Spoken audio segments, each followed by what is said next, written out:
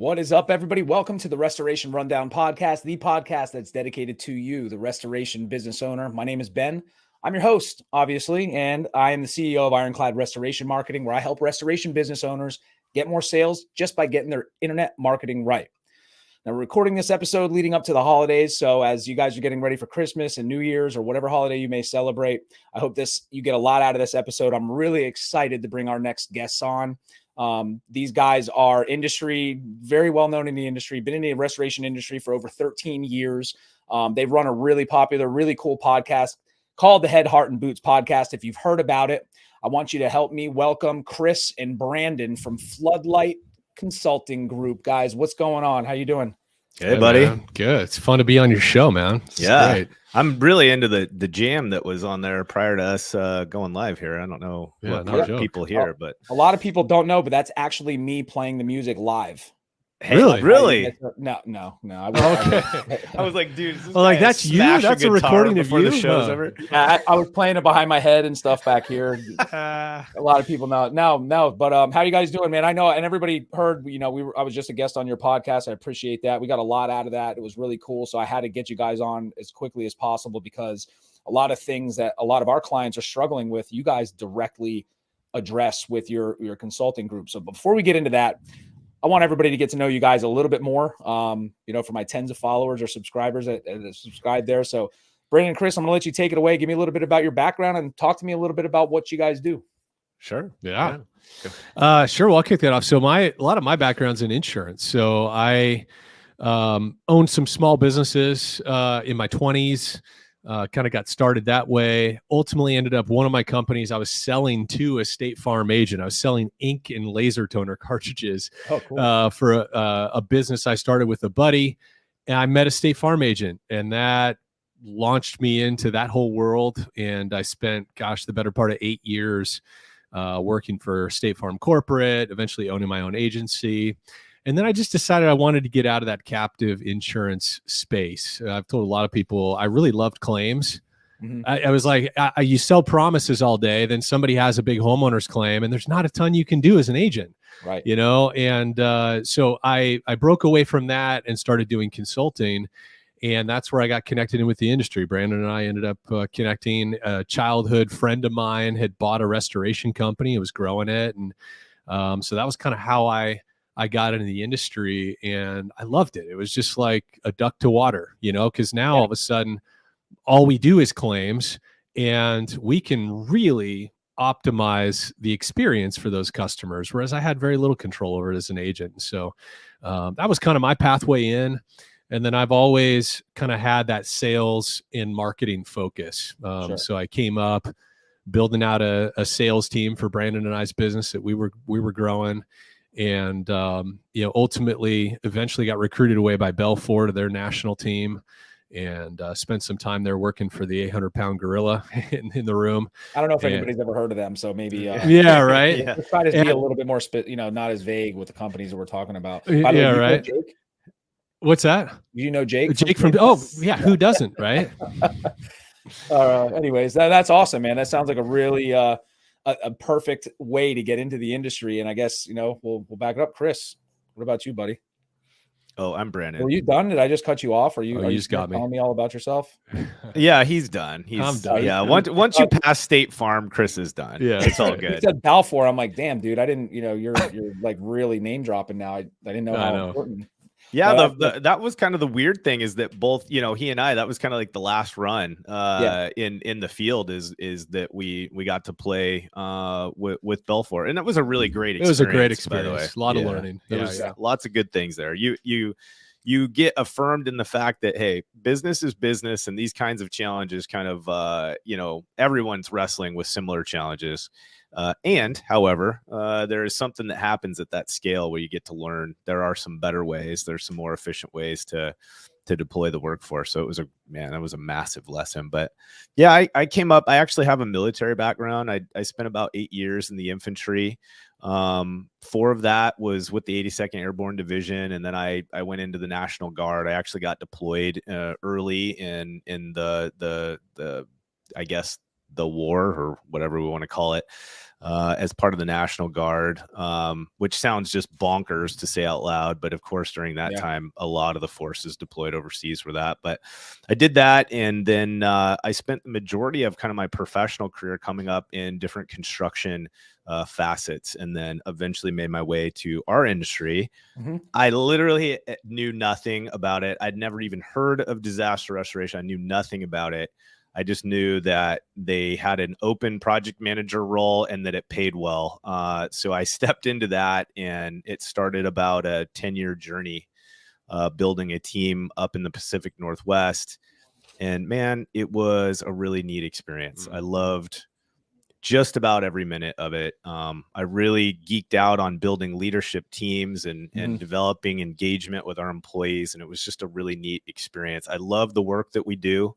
I got a little bit of that hero syndrome, right? Past military and things like that. And man, what a better industry to provide a service and still in many ways be a hero. And so I just fell in love with it, and I really don't want to be disconnected from it. I love the industry. So this is kind of what got us here. Yeah.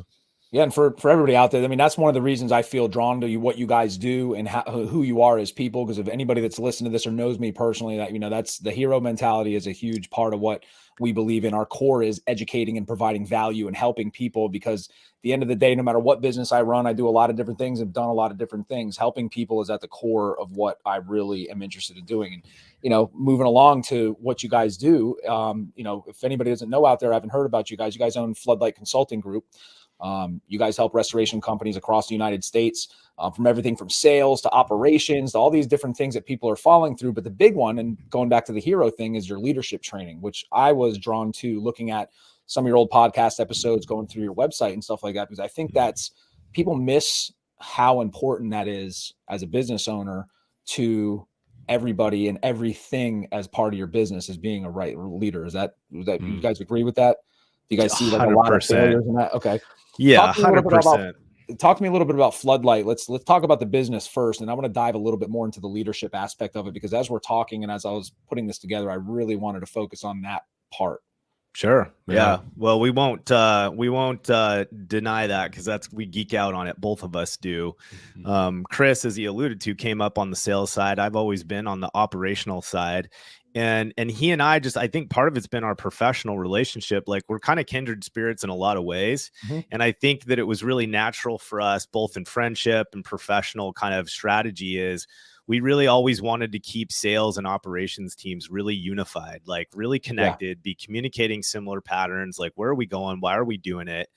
And it was natural for us because it just was the way that we professionally interacted with one another. And so both of us inadvertently have really become focused on and really enjoy teaching people leadership, because it applies to all sides of the business. And anyways, we just love it. So I think we naturally kind of started to lean that way pretty early in the development of the consulting agency. So yeah, I think one of the things we've realized over the years, by getting our nose bloodied by life and the experience of leading teams and building businesses, is just how important self-awareness is to leadership. And regardless of what role you're in, whether it's sales or field operations or general management or owning a company or whatever, it's like that's the actual journey, is sort of identifying where our ego is at, right, in the behaviors and reactions and kind of our default behaviors, is just understanding, why am I doing and saying the things that I'm doing? That's a key part of leadership in our experience. And it's something that we don't often talk about. I think a lot of times the leadership books that many of us have read are really around tactics, sort of the tactics of leaders, but getting our head right, it seems like, is really the foundational piece of understanding, why am I motivated to do this? And why do I have that reaction every time this situation comes up with my team, right? And then going from there, So yeah, it sounds like, and I firmly believe that. So instead of being introspective on themselves to create the leader, they're just saying, how do I act like a leader versus being a leader? And a lot of times people can see through that. And if I very much believe in what you're saying, because you are a leader or you're going to work on yourself first, because it starts with your foundation. If your foundation is crap, then you can't expect any of the results, or at least for a long time. They won't be consistent and they won't last a long time. So For sure. you mentioned books. I like to read a lot as much as I possibly can. Any specific books you guys can recommend out there for anybody listening? Like your favorite, would pick one leadership book or author, I'll make it easier, that you guys could both recommend. I've got mine, because we're also about to read it again. Yeah. Oh, Yeah. So you say it. I got another one. We'll give you two. ahead. We'll give you two. Yeah. So mine is Keith Cunningham is the author, and it's The Road Less Stupid. I love that title. It's money, man. It's really challenging. I think Chris and I both kind of view it more as a workbook. Like, you got to read it, but then you also got to have it around, because you're going to refer to it a lot. You know, it's not an audiobook category. Yeah, it's got to be supplemented for sure. It's a leader's manual. Yeah. I would have to say that's tough, because there's so many great books out there. But one of my favorites, again, I just more nerd out on how do we think about leadership and think about ourselves, right? And a favorite book I've recommended to so many people, gifted it a gazillion times, is Leadership and Self-Deception by the Arbinger Institute. It's one of the most unsexy book titles. And who the heck is the Arbinger Institute? Well, they're a consulting group that they do conflict resolution, leadership training, all kinds of different things, and globally. But the book is a business fable, and the basic premise of it is that as a leader, we can either be in the box or out of the box. And when we're in the box, we tend to see others as objects, right? Things to overcome, people to use as a vehicle to get where we want to go. We tend to just objectify those around us to get the stuff we want. When we step out of the box, that's when we reorient ourselves around, hey, these are people just like me, with same hopes, fears, dreams, ambitions, anxieties, etc.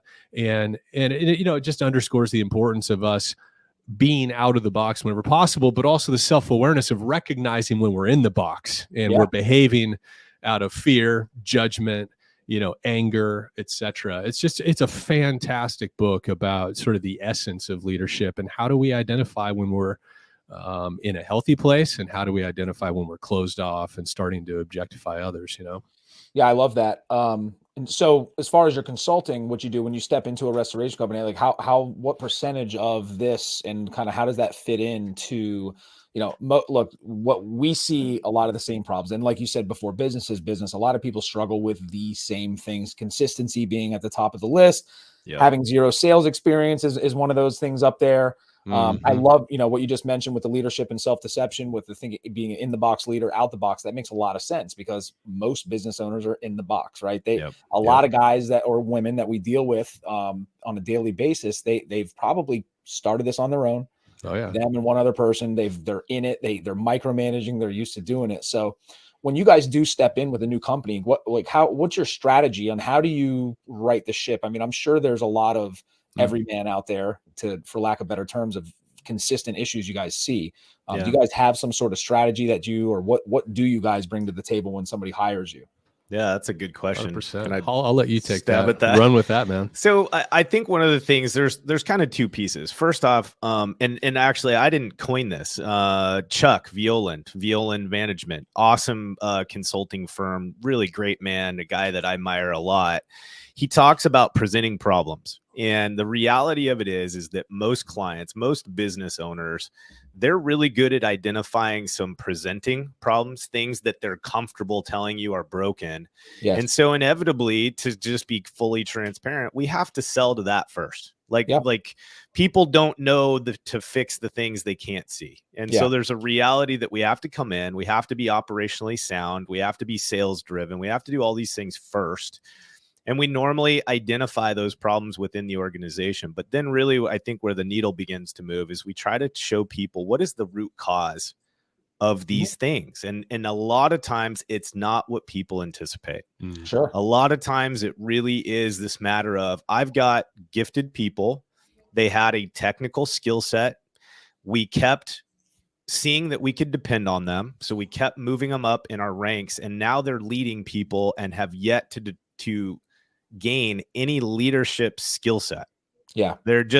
They were a great technician. They were a great project manager. They were a great whatever.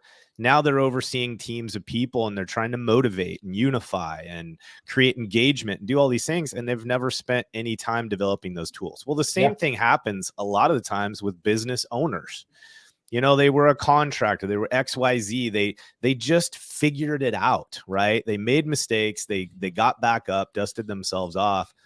Well, they didn't necessarily learn proactive leadership and management.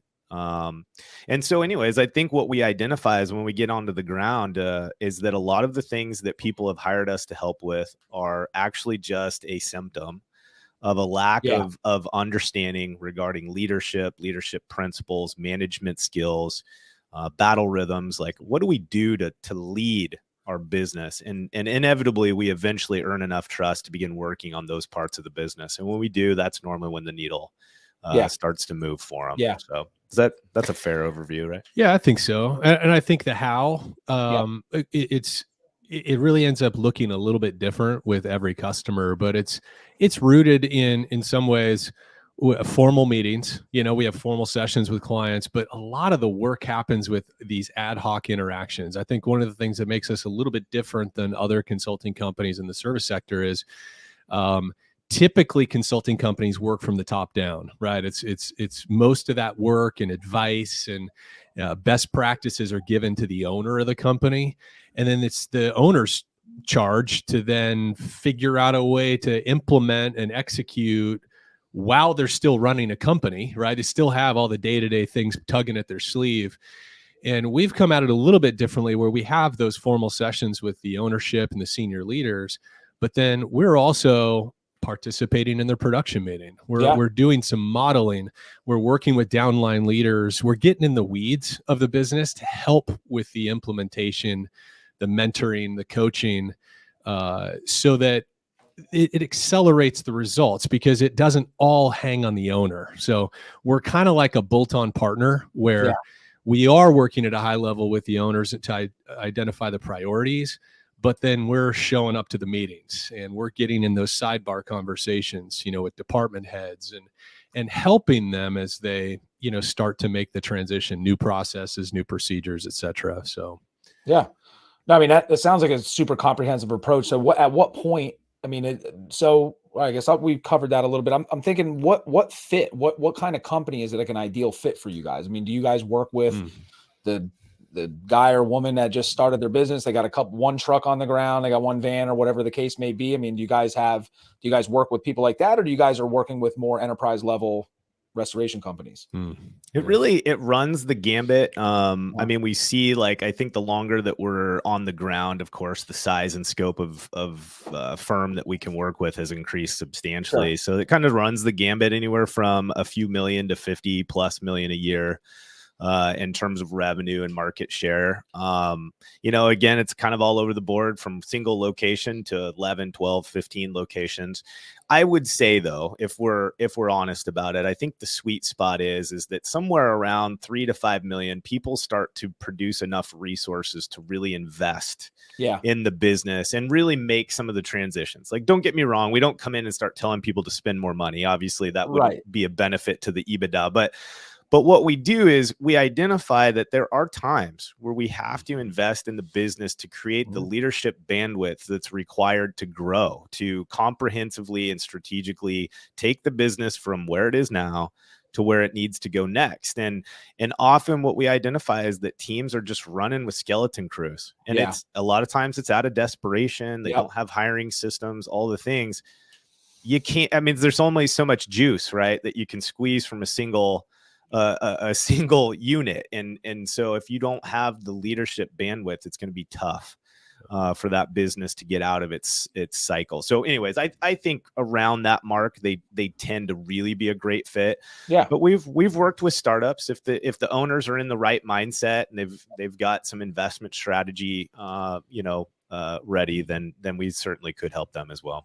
Yeah. And you see, like, you know, I think that 3 to 5 million is really cool, because I think at that point, if you've gotten there, you get to a point where you can't mask your deficiencies anymore, right? Yeah. The revenue is so much, and these owners are going to get overwhelmed with what's going on. I mean, you're going to lose that reign at some point when you get to that type of revenue yearly, depending on what you're setting up as. So I was really cool to hear that that's kind of consistent with what we do as well. But the other cool part about that is maybe it's not a fit for Floodlight, but the Head, Heart, and Boots podcast you guys run.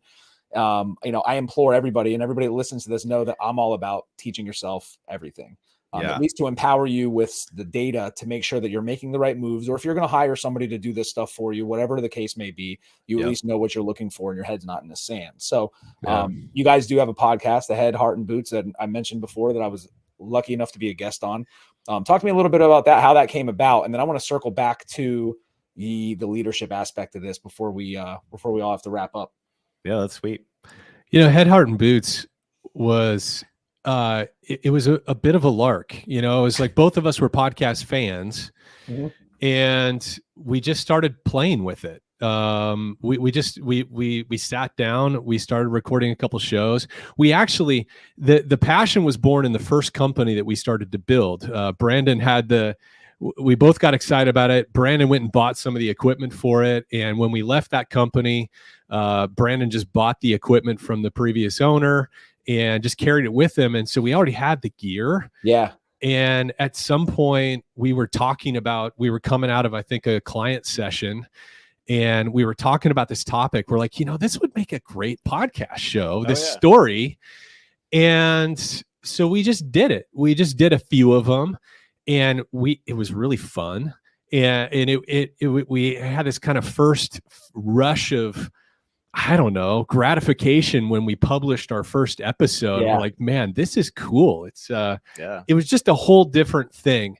And it kind of became an outlet for us to process a lot of the conversations and stories and challenges that we were working on with clients. And we thought, well, shoot, if this is helpful to our clients engaging in these conversations, undoubtedly there's people that would want to listen in on this, and I think too, one of our goals right out of the gate, I think one of the things we realized as we started consulting, and you can't, in my experience, I just didn't connect with this until we started working with many companies, is just how we're all in the same mess. Like we're all struggling with the same thing. We have the same head games. Yep. And there is something valuable about recognizing I'm not alone, because I think as entrepreneurs and business owners and leaders, it is so lonely at the top. And you don't know that till you get to the top, whatever that is a department leader, a CEO, a GM. Sure.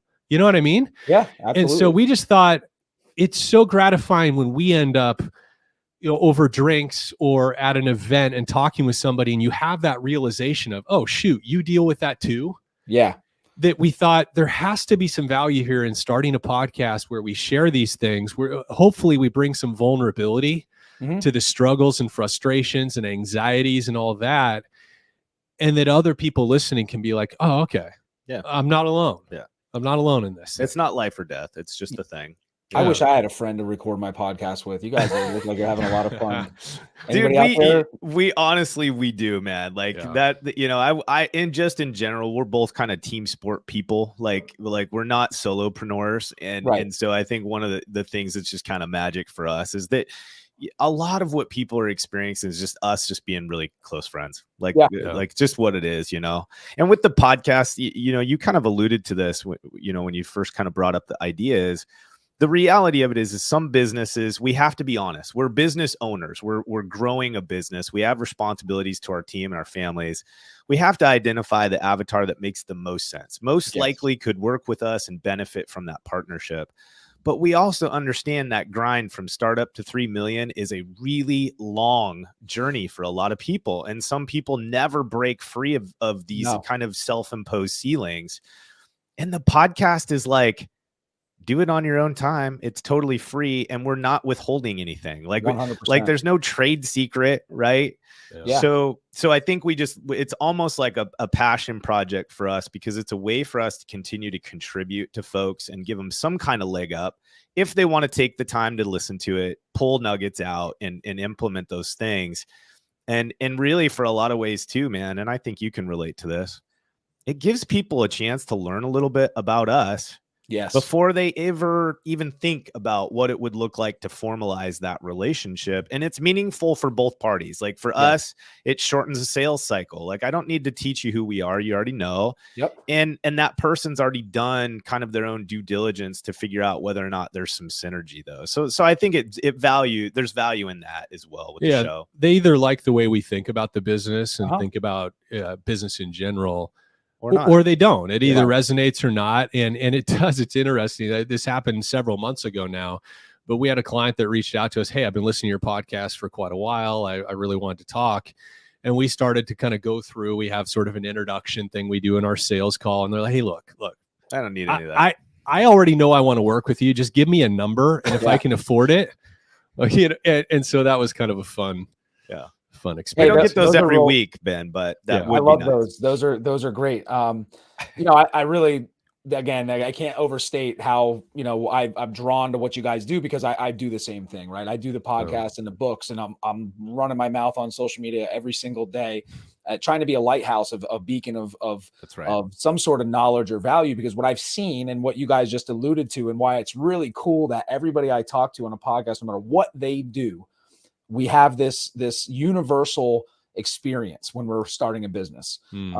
I liken it to, baby turtles being born right in the ocean. And when you talk about looking at your avatar, you got to look at business owners like that, right? And there's only like 2 that make it into the water, and those are the qualified candidates that were willing to put in the work. They overcome every bit of odds that could possibly put against them, and they make it into the ocean, and they grow to this thing that's going to live for 200 years. That's right.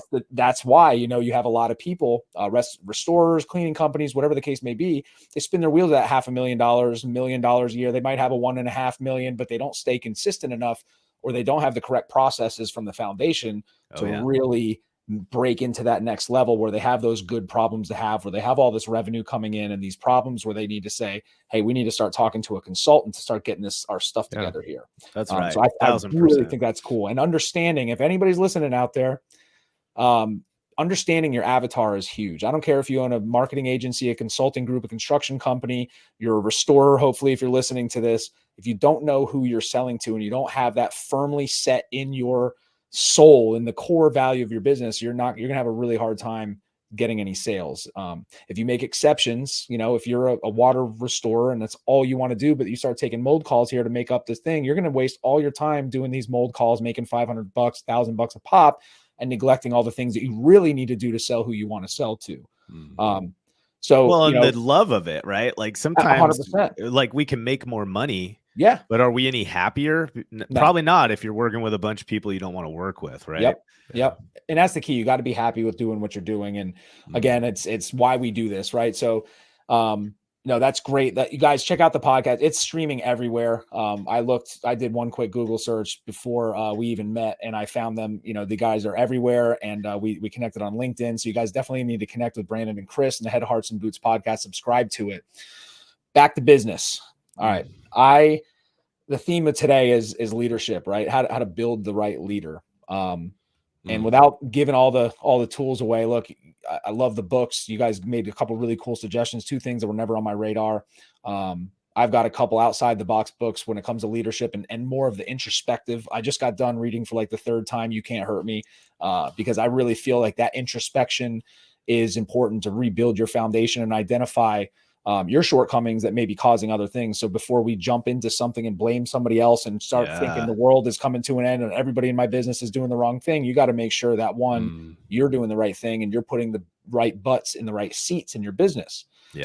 One cool thing you mentioned is that, a lot of times these guys come up, they're a tech, and then all of a sudden they're a manager. Right. And the business owners hammering them. They might've been the best tech in the world, but they were never empowered with the right tools to successfully do their job. And that ultimately falls on whoever put them in that position. Right. That's right.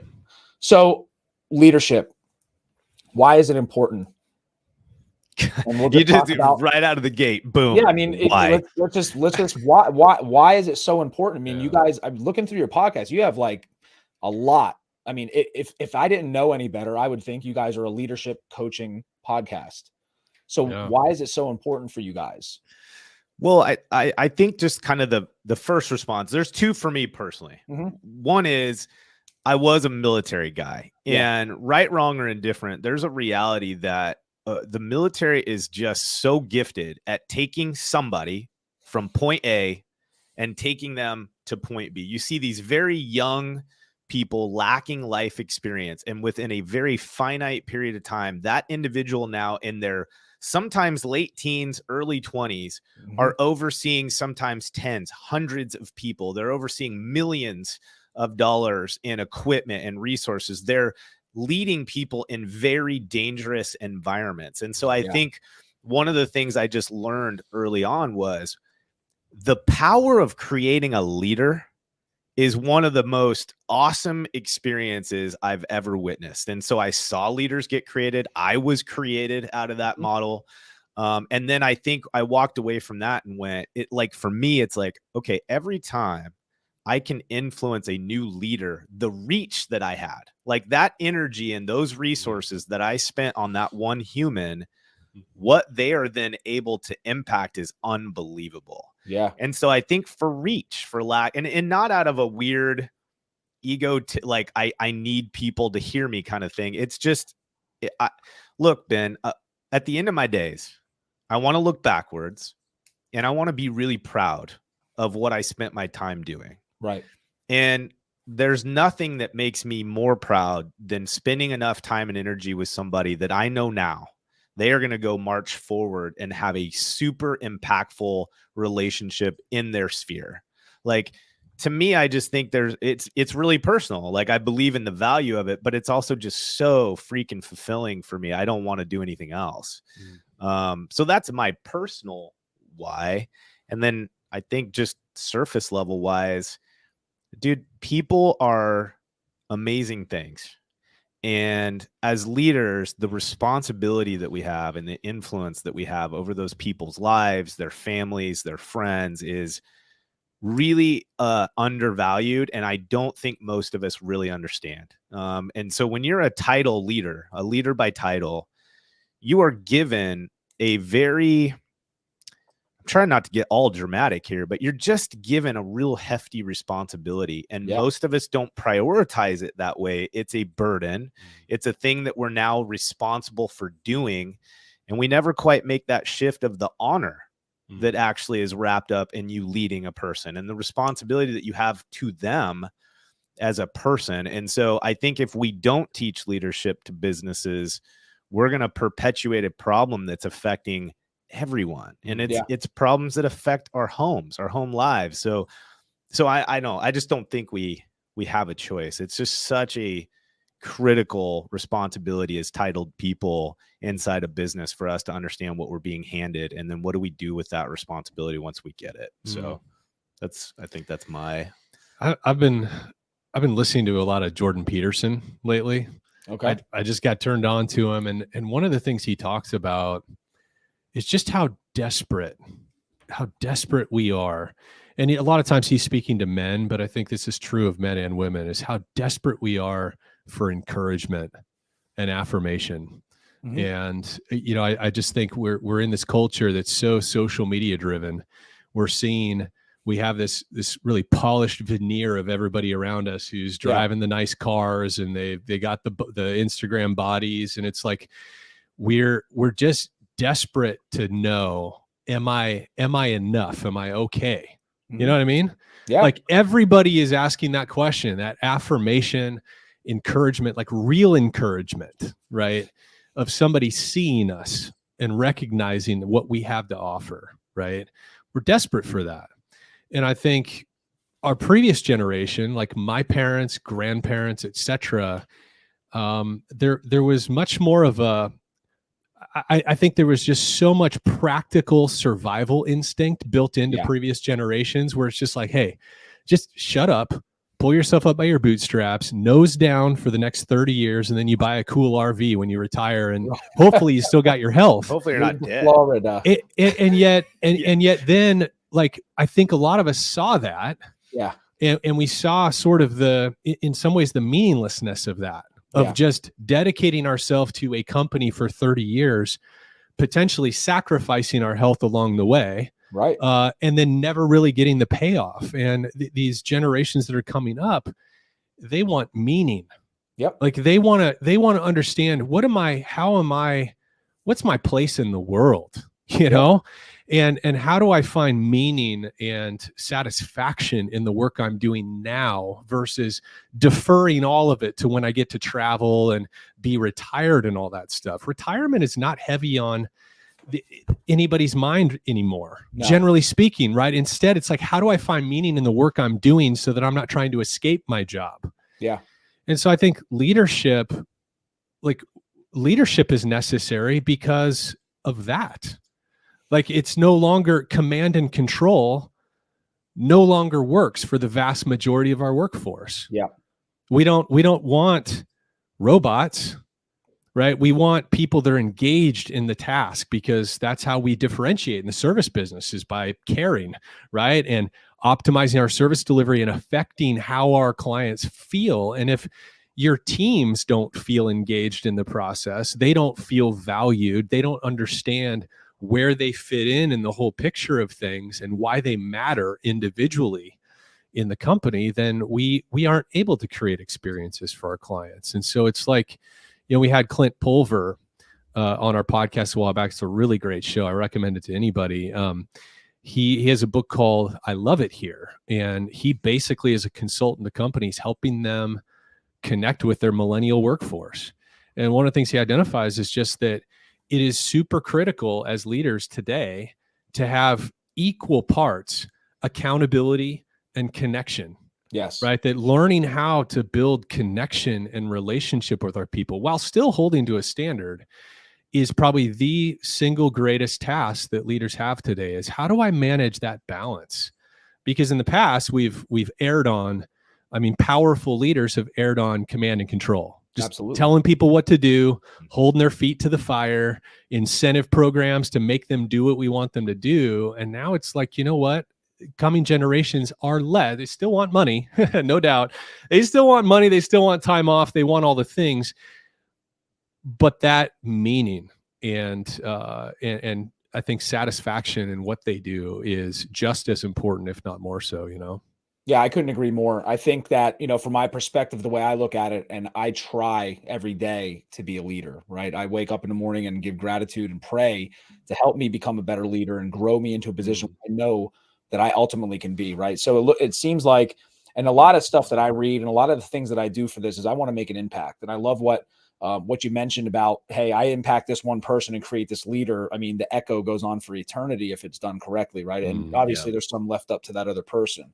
Yeah. But it sounds, the consensus is you need to have a shared vision in your company, right? Yeah. And a lot of people listening to this are probably like, well, how the hell am I going to get one of my laborer techs to get so stoked about my vision as a business owner to go restore property? But that's where becoming a leader and stoking that fire of passion in what you're doing and sharing the vision with your entire team to focus and laser focus everybody's attention onto one big picture goal instead of their nose to the grindstone busting their ass. And they have this one goal. And that right there is you're creating an entity of leadership instead of a leader, right? You don't want a leader and, putting your foot down and you're out of here, Bob, if you don't start doing, what you're supposed to do. You have to have a visionary that it's going to be able to stoke that to everybody. So leadership in restoration companies, right? You guys consult for quite a bit of restoration companies out there. What are a couple common problems you guys see when you are dealing with these customers that are just kind of like a very, something that you see quite often? I think there's a couple. One that seems to show up most often is that we see the owner of a business has settled into kind of a character frame. This is who I am. And they believe that it's the job of their entire workforce to shift and flex to become more in alignment with this owner's current profile, right? And there is some truth to that. So I don't want to get off kilter at all here. So there's a reality that each business owner, each entrepreneur, they do have a kind of a for lack of a better term, a way, right? Yeah, and style. Yeah, they have a style. That's a great way. They have a style. and there is something that's going to permeate the character of their business that's totally great. Like each business is their own monster. They're not all the same. And you want to continue to recruit and hire people that can get in alignment with this kind of business that you want to develop. But I think what happens ultimately is we mistake that, which is very healthy and positive, for I'm this is what I've always been. This is how I talk. This is how I carry myself. This is how I lead a business. It's your job to be what I want you to be. Yeah. And I think what we, hopefully will end up doing most of the time is teaching these owners, these entrepreneurs, hey, there is a chance for you to have a unified team behind a consistent vision. However, you're also going to have to learn how to flex and understand your audience, because if we have a diverse workforce, which we need to have, even if we all figure out a way in our own way to be in alignment behind this greater mission, we still bring our own juice, right, to the team. And that's the whole point, right? And so we have to teach leaders that they have to flex. They need to learn how to read their audience, ask questions, get connected, learn what kind of strategies they can deploy to ensure that the audience is hearing what they want to convey. Right. Or we'll talk about it from a communication standard. We say, okay, really great communicators learn how to shrink the gap between what I said and what my audience perceived. Right. Like gifted communication is all about understanding, how do I shrink that gap? And I think leadership is the same way, where we get into most companies and we just say, hey, it's not my way or the highway. There's more to the pattern than that. There's more to this formula.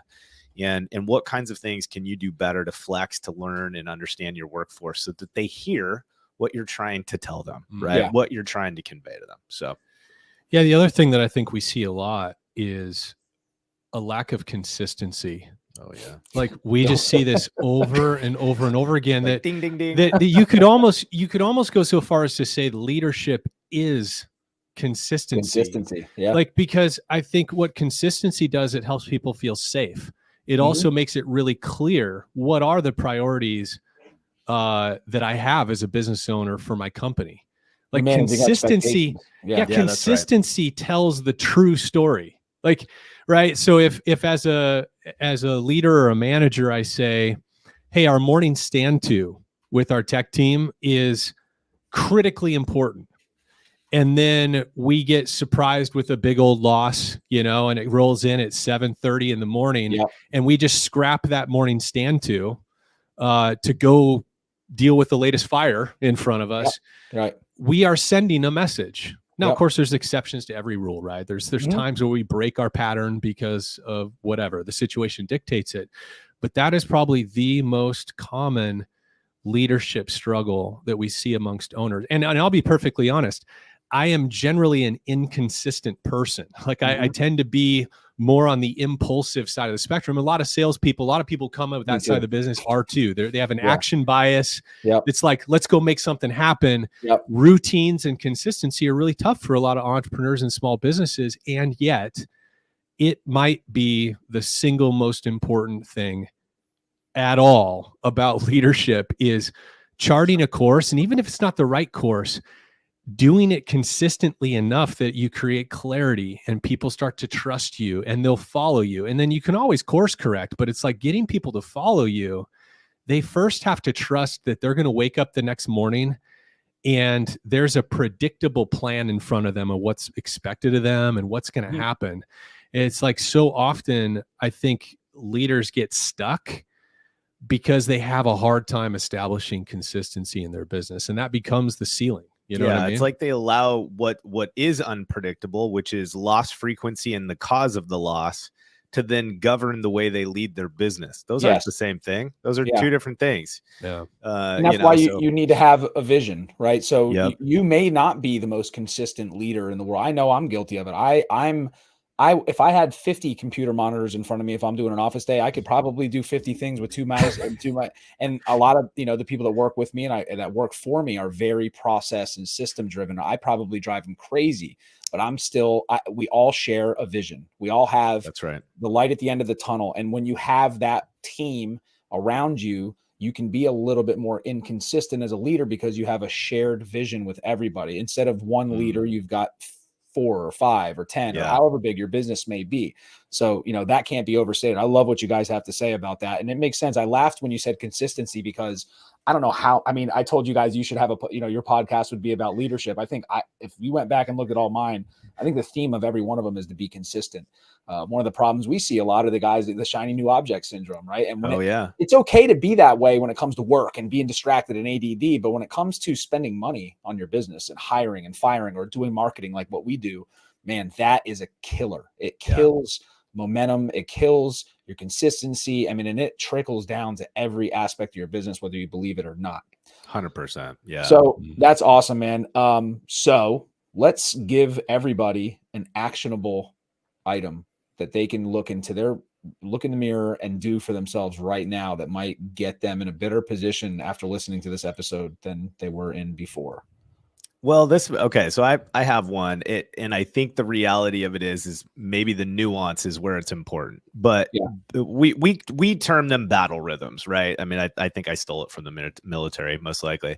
But it's this idea of create some meeting cadences that give some anchor points throughout the week to ensure that there's a place for cross communication to take place, two-way communication to take place, for us to inspect what we expect, and to identify and solve as a team any problems or obstacles that may show up. So one of the things that we see is that people are just running and gunning. They're just trying to figure out on the flow. They're busy. They're in a million different places. And all this communication just tends to fall on deaf ears, or there is no channel whatsoever for communication to take place. And so what we try to do right away is teach businesses, look, slow down long enough to create essentially 3 really important meetings. One is some kind of morning stand-to that aligns your technician staff for the day. Could be schedules, right? There's all sorts of things that we're going to cover in that, whether it be the work schedule for the day, just specialty equipment that might be required by the projects in front of us. But it's more things like, are we doing pre-inspections on our vehicles? Yeah. Are we backfilling consumable lists and loadouts for our trucks? Are we ready to deploy when we're done for the day or before we start the day? Like, there's got to be a consistency to how we establish the start of our morning with our team. Mm-hmm. That's one big one. The other most important one that we feel is a production meeting. Now, what I mean by that is, what are the handful of most important things that you should have your finger on the pulse for? AR, right? WIP, right? And there's things within the WIP that we're looking at in terms of contract values, and where are we at in terms of change orders, supplements? Where's our live gross profit margin? Like, I don't want to overwhelm people, but this production meeting where we're really digging in as a team to our current work in progress and identifying where are the opportunities, what's getting choked off, why aren't we able to move more revenue into production, what's holding us back, right? How can we get better? And then I think did I do 2 meetings, 3 meetings? I believe it's important that we have some kind of all company meeting at some point. Quarterly is probably about as far out as you want to go. Okay. I think monthly is better. And it's really that moment in time that the entire team can attempt to be in one place and do some hoorah together. Like, there you go. We're winning together. Here's where we're being successful. We're recognizing our employees that are kicking ass and taking name. We're showing our teams that we care about them and that they're valuable. And we're really building and developing that camaraderie and that engagement. I just think those are non-negotiables. And I think anybody with very little could put those things into place, and it would probably have a very profound effect on their business, regardless of size. You hearing that out there? Yeah. Come on. And I would, I'm going to offer something on the sales side that I think is just a way to refocus ourselves. Maybe one of the toughest things in managing salespeople and sales effort in this industry is that numbers don't tell the whole story, right? It's like when I was selling ink cartridges, I knew if I was being successful because I was either selling ink cartridges and laser toners to businesses or I wasn't, right? And in this industry, there's such an ambiguity to the way the industry works and the way that people buy our services, right? And so, I think one of the things that a lot of GMs and owners and sales managers in our industry struggle with is their sales reps come to a sales meeting and they're all excited. Oh, I talked to this property management company this week and they said they're going to use us. And we hear this by everybody. We hear this time. all the time. I had a great conversation with them. They said they're going to give us a try on their next loss. And then if we're paying attention at all, a few weeks pass, a month and a half pass, and we're like, hey, what was that whole diamond property management lead, Sure. that you brought up in the meeting? Have we seen anything from them yet? And we haven't. And it's just this big question mark. Yeah, I don't know why they haven't called us. They told me they would. One of the things we've learned over time is that customers don't make changes to their vendors unless they have a problem with their existing vendor. Yeah. And I think 1 out of 25 prospects we talk to actually does call us and try us out on their next loss because we won them over with our charisma. We have a friendly, good-looking, smart person that just really built some great rapport with them. 1 in 25 or 50 will get that lucky deal. But of course, we can't build a business on that. And so we have to be tuned in to the pain. We have to teach our people to ask good questions about, hey, I probably don't need to educate you on what restoration is if you've been a property manager for 10 years, but tell me about your experience with our industry. How'd your last damage event go? Asking those kinds of questions. And then, like I said, as leaders, when we get our sales reps together and they say, oh yeah, just property management company, they're going to give us a call. Well, why is that? What makes you think that they're going to give us a call on their next loss? Yeah. And really ask those they're just being polite. Like we operational leaders don't like to tell salespeople no. Right? Because then the classic sales approach is, well, you got to handle objections. We don't teach that. I think that's old, antiquated sales methodology, but that's what they get from a lot of salespeople. So they don't even want to. They're just like, hey, oh yeah, you guys sound great.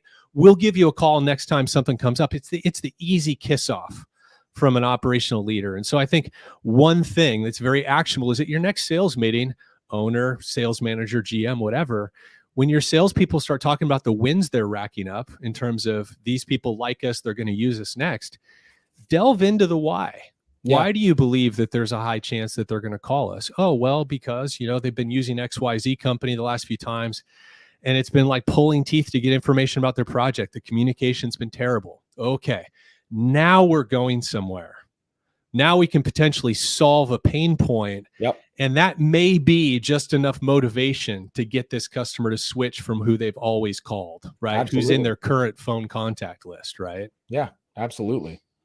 Those are awesome. And guys, listen out there, I hope you take something away from that, whether it's the sales side or the leadership side, and understand how important you are as a visionary to your company and how much everybody relies on you. I know that weighs very heavily on my shoulders with both my companies and any company I've ever had, is I have an obligation and responsibility to not just take care of my family, but I've got a lot of other people depending on me. So if that's not motivating enough for you to pull your pants up and start doing stuff the right way, and realizing that you're making a bigger impact on the world, then, you're probably not going to make it very far in any industry that you're trying to join. So guys, before we wrap up, I forgot to bring this up earlier, and I thought it was really cool, and I wanted to just get like a quick thing on it. You had a podcast episode about a weight loss competition. Like, I don't know how long ago that was. Tell me quickly about that, because it's funny, because we did the same thing, but I didn't make a podcast about it. What was that all about? Were you guys used to be gosh, dude, that's so funny. I don't remember that. So I can't remember exactly which one you're referring to, but Chris and I, we kind of get kind of a thing. So my wife and my daughter have literally created a drinking game. Now, they don't always execute, mind you, about how many times in a conversation I'm going to talk about being carnivore. So it may be one of those. You go get that bottle of tequila real quick. I'll play along. Exactly. Right? That's right. So anyways, Chris and I do, he keeps me more in check than the opposite, but hanging with him, I did drop like 30 pounds a year and a half ago. So that must have been what it was about. We got to a point. We got to a point here. I've used to run, I had a fitness boot camp, and I've played some football, some semi-pro football. So I was like huge, and I had lost a bunch of weight, and I got super motivated. I was in it. I ran this boot camp business for a while I was young, going back to school. And then, life happens. Dad bod starts showing up a little bit. Then COVID hit, and we were just in the office going out to eat all the time. So we decided as a company, like, all right, that's enough. Let's put some money where our mouth is. And we did a whole year-long weight loss competition. I think collectively it started off with 10 people, I think, or something like that. It only ended up being like 2 or 3 of us towards the end that really hung on for the whole year. But I think collectively we lost like 120 pounds. I think personally I lost 50 pounds, I think. Wow. I've come back up about 16 or 17 in the last couple months here. It's just been like, I'm putting on my winter coat, for my Florida winter down here, growing the hair out, growing my beard out. But no, I thought that was pretty cool. All right, guys, not to get too far off subject again. Before we wrap up, how does anybody, so if you're in that range that we talked about as far as where your business process is, how does everybody get in touch with Floodlight, and where do we find you guys? Where are you guys at?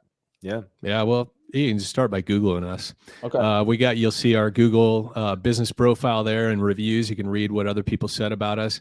Certainly the podcast is a great place to go, right? Head, Heart, and Boots. Find us on iTunes and all the different places. And then you can go straight to our website, floodlightgrp.com, and we've got a lot of information there, and you can reach out to us, fill out the contact form, and we'll add you to that.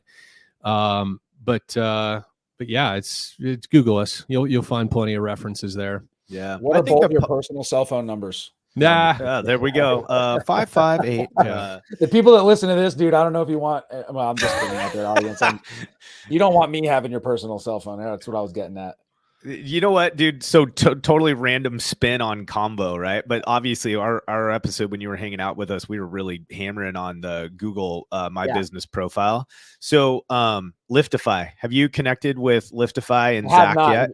No, but I did take a look at one of your episodes where you interviewed him a little bit, and man, what a cool guy, what a good service out there, because that's a difficult task to get Google reviews. And again, like you actually just hit the nail on the head. You can talk about how good you are until you're blue in the face, but when other people are talking about you is when it really makes sense. And I think that quote is something that goes around, and it's true. But I mean, that's even in like the Old Testament of the Bible. It's like that's probably like the oldest thing I've ever read. But right. Liftify, guys. If you're having a hard time getting Google reviews, you need to check them out. But I definitely want to connect with him as soon as I can. Yeah, you got to. I bring that up because we were all kind of nerding out about a new change to Google, where when somebody leaves you a review now, they can actually mark what it was that you were doing. So you can literally add the categories. Service. I'm like, as soon as he said that, I was like, oh, I bet you Ben's all over this. It was coming because one of the tricks that we teach everybody, here's something. Don't turn it off yet. When you have somebody leave you a review, if they left the service that you provided them. So that was a big thing last year, that if you wrote, hey, so-and-so came and did water damage in my home, had a flood, XYZ, you would actually get a lot of juice out of that as far as your business goes. So it's really, I knew that. I knew that was coming down the pipeline. Listen, get ready, because there's going to be a lot of changes. Hopefully some of them they're undoing some things they did this year, because there's some super frustrating things happening with Google. But overall, it looks like they're making a lot of really nice intuitive changes to the Google business profile. I'm just waiting for the next name change. I'm trying to what it's going to be. It's going to end up being like Skynet from Terminator. Well, keep us posted, dude, because I will. When the changes happen, we'll have you back out, and we'll have to educate everybody again. Gentlemen, thank you so much for your time. Check them out, floodlightgrp.com, Head, Heart, and Boots podcast. Guys, I can't thank you enough. I can't wait for the next time I can figure out a way to get you guys on. Ben, you're a great interview, man. You are good at this, dude. Yeah, you got to show your ink more. That's what you got to do. I do most of my episodes with my shirt off, right? Yeah, there you go. Listen, I'm just so jealous of you guys that I wish I had a friend that I could just podcast with. I think we probably wouldn't get a whole lot done as far as like talking about business and stuff like that, and I'd probably be able to it'd be a little funnier. But listen, guys, can't thank you enough. Looking forward to talking in the future. And if I don't talk to you guys, have a Merry Christmas, Happy Holidays, Happy New Year, whatever you celebrate. All right, brother. Thanks for having us, man. Thanks. All right, gentlemen.